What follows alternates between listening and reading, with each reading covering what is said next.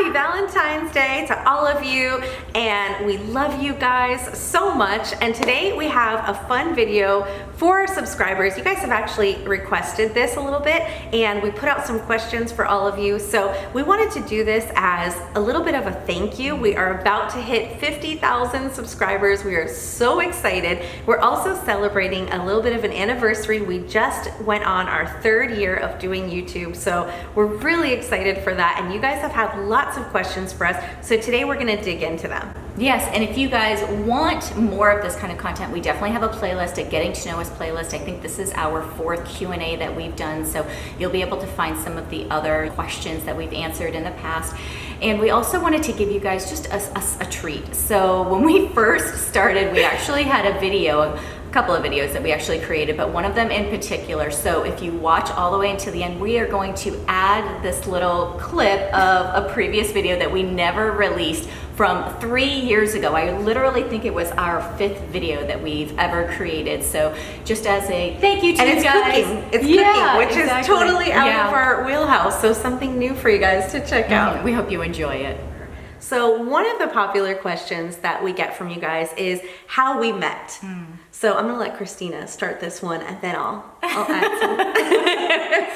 Okay, so for those of you who don't know, Kelly and I actually met when our oldest daughters were only 5 years old. They were in kindergarten, and we had just started a Girl Scout troop, joined a Girl Scout troop together. We actually knew the same person who was the leader of the Girl Scout troop. So we obviously got to meet a little bit then and kind of chit chat and instantly hit it off. I mean, you cannot fall in love with this person. Oh, I felt the same way. So talented, she's funny, she's smart, just really just such a personable person. So it was just that like instant connection. And just so you guys know, our daughters are now sophomores in high school, so it's been a while. We've watched them grow up together. We've shared all those struggles of raising teenage girls together. And one of the things that really brought us closer, which made us like honestly this instant connection, at least especially for me, is I was actually going through some issues with some of the women in the group that I had been very, very close to for many years, and some things were going on, and Christina just kind of saw what was happening and just instantly showed this like loyalty to what is right and what is wrong, and really like stepped up for me, even though we didn't know each other well. We had only talked in Girl Scouts, but she saw some things going on that she didn't agree with, and she was the one person who really like stepped up and was like, this is not right. And I just was like, who is this person? I need to get to know her better. Like, she's just an awesome person. She showed so much like loyalty to me from the very beginning and really showed me what a true friend is. And ever since then, we just had this instant connection. We found that, you know, we have a lot of differences between us. We're just different people in general, sometimes kind of like opposites in certain things. But the one thing that we really truly have in common is our loyalty and our deep connection with each other. So that's what made me just want to be her best friend forever. I'm seriously like getting a little teary. I'm like trying to like look up, you know. And the dog is I don't know if you can see her. Oh, the dog is here. She wants to be part of it. That's another thing. My dog loves her just as much as I do. So whenever she comes over, Maggie has to make a visit, and usually we have the visit before we start filming. So another question that we had, we actually had 2 different ones. One was, are we really friends? Or yeah. Yeah, I think we cleared that up. We are really friends. We're not that good of actresses. And the other one was, do we fight? This is a funny one. Yeah, it is. I actually was really surprised that we got this question. I would tell you that if we fought, we honestly would not be able to do this channel. Yep. A lot of people, you might think that we're just kind of getting together and there's not a lot of work behind YouTube. We just set the camera on and then it just, you know, creates itself. But it is a lot of work. It's a lot of effort. It's a lot of teamwork. And I feel like when we get together and we do these videos and stuff like that, it really is just a positive experience. Every time we come, it's something that we both look forward to. We both really enjoy it. The back end is definitely a lot of work, but we've said time and time again that I couldn't do it with another person. There's Yeah, really it's not true. another person in the world that I could do this with. And I think what really works for us is we both have personalities that we're really like reflective. So even if we don't automatically agree on something, we usually are really good about like taking the time to hear the person's thoughts, really like think about it, sit on it, and then come back with, okay, you know, here's an idea. I changed my mind, or let's compromise, let's do this. Right. So we're both super open-minded, and definitely like we really reflect on situations. So I think that's what's really helped us. Because I mean, 3 years to work with someone when, you know, we're not coming at this from business. We weren't business people. We didn't have the idea of making a business together. We just wanted to have fun and create fun content. And it's actually grown into a business, and it just works for us. It just transitions really nicely. And yeah, so we really don't fight. No. Okay, so one of the questions we had a lot, we both just had to kind of laugh about this one, because if you knew us, you'd be laughing at it too. And it was about our diet and exercise. Some of you wanted to know, what does our diet look like? What is our exercise routine? So this is something we do really have in common. We have in common that we both suck at diet and exercise. Yeah. We both go in and out. We try things.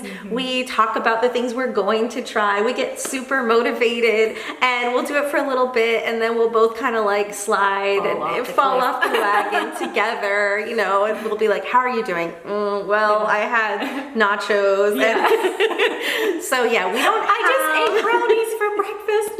We're She's always a sweet sharing. tooth. Yes. She's the major sweet tooth. and salty. Salty, yeah. And we are always sharing like, I'm gonna try this. And sometimes we'll get the other one really excited about it. And we'll do that. Like this morning, Christina came over. I'm like, I just found this exercise program. It's only 7 minutes. It's gonna change my life. So we'll let you guys know if that one works out really well, and if 7 minutes is enough exercise, we'll definitely share it with you. Exactly. Yeah, we did used to play tennis together and go to the gym before together. YouTube. Yeah, exactly. One of you asked specifically, like, what do our kids think about their moms being on YouTube? Which this one made me laugh. I know at least for my family, they're very proud of me. They're very supportive. But my kids, they don't listen to me when it comes to fashion. Like, I'm just mom. I don't know. I'm not any cooler than any other mom of teenagers. I don't know anything about fashion. They don't want to hear my opinion. And, oh, that's great, mom. Yeah, we're really proud of your channel. We're starting to get some street cred though, because our numbers are starting to look like some of the YouTubers that my kids watch as far as subscribers. So I feel like I'm getting a little bit cooler. I'm getting a little bit of street cred, but yeah, they're really happy for me. They're really supportive, but it's mom. She's not going to be cool. When you have teenagers, you're just not going to be cool. We could have 1 million subscribers and I would still be like dorky mom. Yeah, that's absolutely true. I think the number one comment my daughter will say, which she's very sweet and I love her, but when I do give her advice about fashion, she's like, oh, Mom, that's like something you would wear. It's so true. It's so true. Yeah, and my husband was very proud of me. My son thinks it's very cool. He's only in 5th grade, so he's... You're still cool. Yeah. Not for long. Yeah, I know. Middle school is coming. So he's like, Mom, you're doing so good. Keep it up. That's awesome. So cute. Yeah, he's a sweet. I feel like if we had little kids, we might actually be like, wow, our moms are YouTubers, but no, we don't get that. No. So another thing some of you guys were curious about is like, how does a day in our YouTube life look like as far as filming and editing and all of these different things? So it usually starts around 10 a.m. We meet twice a week for filming. And that is the first part of the whole YouTube process. Well, actually, it's not the first part of the YouTube process because there's pre-planning. So on Mondays, we have like a pre-planning meeting on the phone. We go through the ideas that we want to film. We already have the ideas that we want to film, but we go through the specifics. On Tuesday, we do our first filming, and I'll let you kind of take it from there and tell more about what we do. Yeah, so the videos that we film on Tuesday will come out on Sunday, and the videos that we film on Thursday actually come out the following Thursday. So I will edit the Tuesday's video and answer the comments on Sunday. Kelli will edit the Thursday video and answer the comments on Thursdays. It's one of the things that I really love about working with Kelli, and I think that she will agree, is that we always have each other's best interest at heart. So I know that if I am wearing an outfit that I just think like, oh, I'm really like, styling and profiling in it, and I'm not, Kelli will be like, no, I'm not sure. Maybe we should try, maybe like this bag, or maybe this shoe might look a little bit, or maybe top needs to get changed out. And so it's never sort of any offense. We just really know that we can rely on each other. And it's the same thing with editing. We always want to make each other look our best. If there's an unflattering angle and we know that the other person is going to like immediately see it and fix it, edit it, crop it, whatever it takes. Like we are always looking out for each other and wanting to present our best selves. Like it's not a competition. It's a like, let's boost each other up. Exactly. And I think that's what's made our channel successful. Best and worst part of YouTube. So the best part for me personally, I mean, there's a lot of best parts. Working with your best friend, obviously that's a given, but also is just reading some of the touching comments where people are telling us like we actually made a difference in their lives. Like they were in a bad place or they were feeling down about themselves and our videos have really helped them to feel good. That is something that I've really just never imagined or dreamed would happen. And that is definitely one of the best parts. Like it's so great to read that. And just also the success that we've had, it feels really good because coming from two women who really don't have like any business background or marketing or YouTube or technical or filming. I mean, we've got a teacher and an accountant who are not of the digital age really, and we've had to figure it out all on our own. Yeah, it makes me feel really proud. So for me, that's definitely like the best part. What's the best part to you?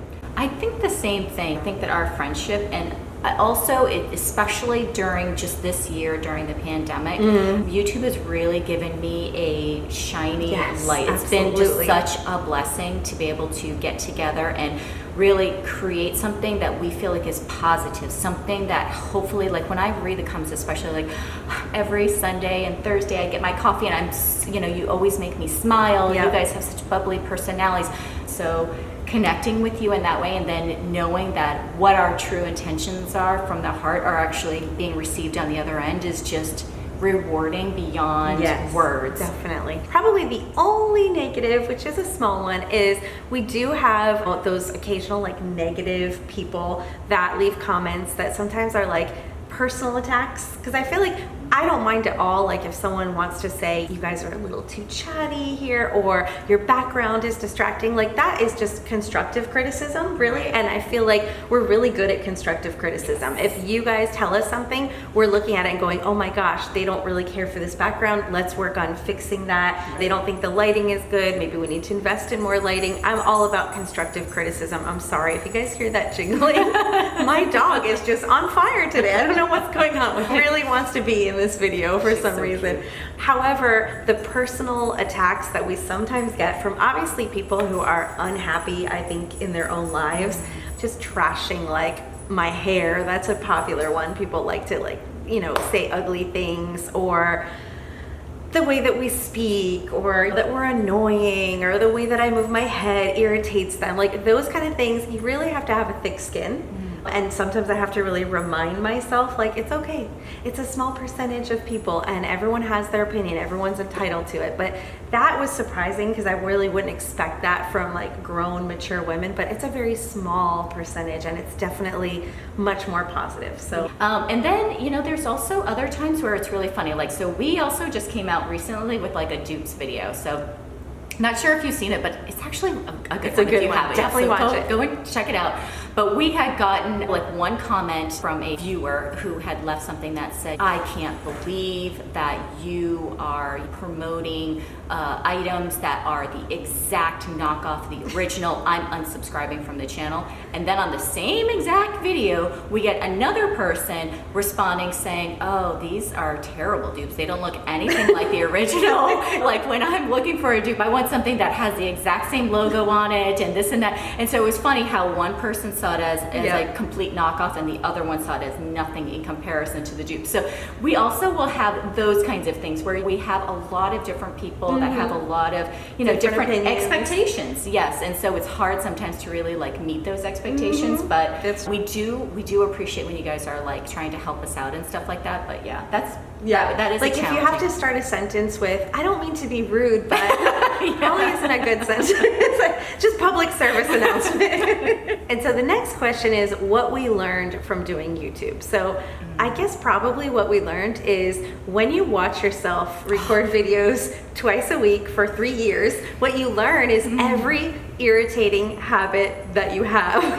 And if you don't learn it yourself, other people will let you know what you do. So things that we say too much, you know, like I'm doing right now, words, fillers, things like that, things that we don't pronounce correctly. That's me. I thought I knew the English language. Apparently my grammar is horrific.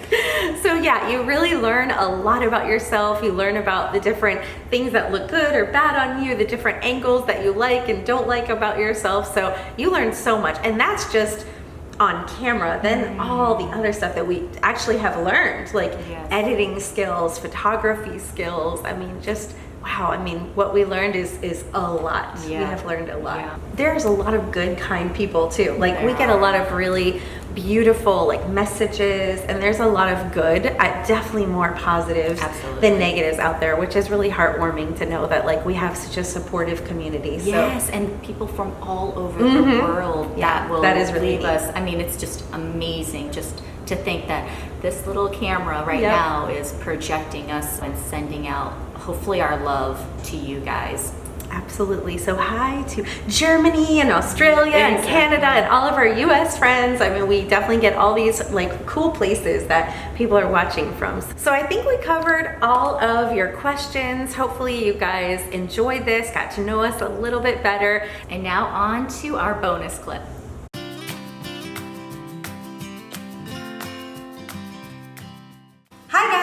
Today we're going to be making for you a healthy, fun snack idea that's also great for the kids. We're making nachos. I brought the margaritas. Not those kind of nachos, apple nachos. Aw, can we still have them? Of course, when would I say no to margaritas? So the first thing we need to do is get our ingredients together. So you will need one green Granny Smith apple. You can really use any kind of apple, but I think they taste great with that little bit of sour.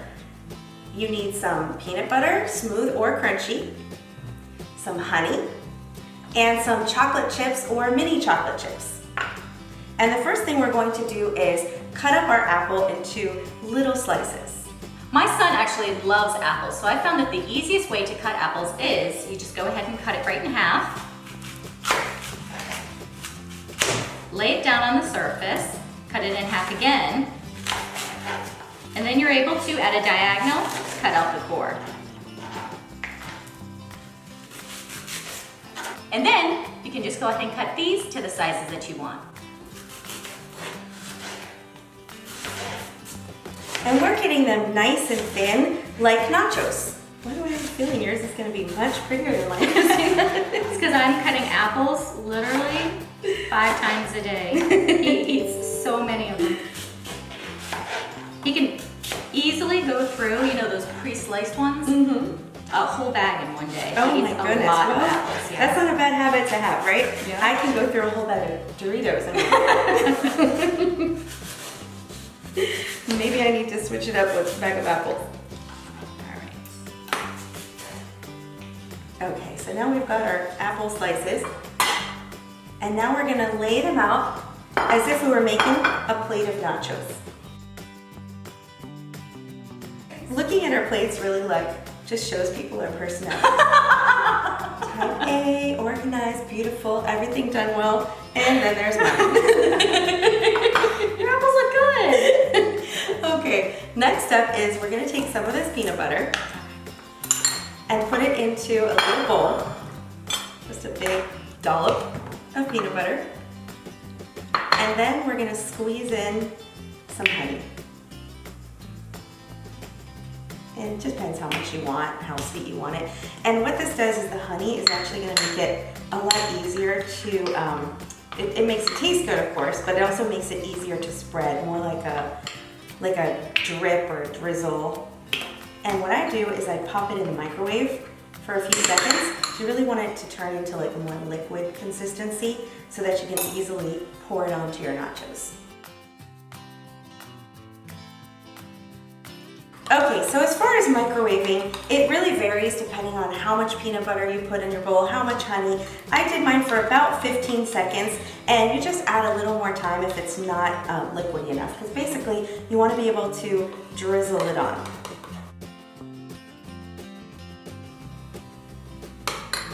And last but not least, my favorite step, a little bit of chocolate chips. And then when my kids aren't around, this is how I like to make it.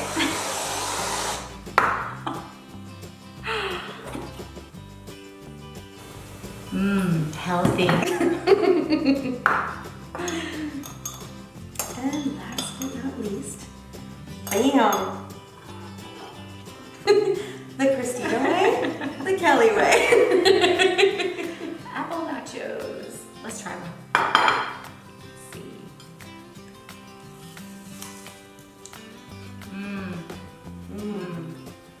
We hope you like this recipe. If you like this video, give it a thumbs up and don't forget to subscribe. And we have new videos coming out every Thursday. Bye!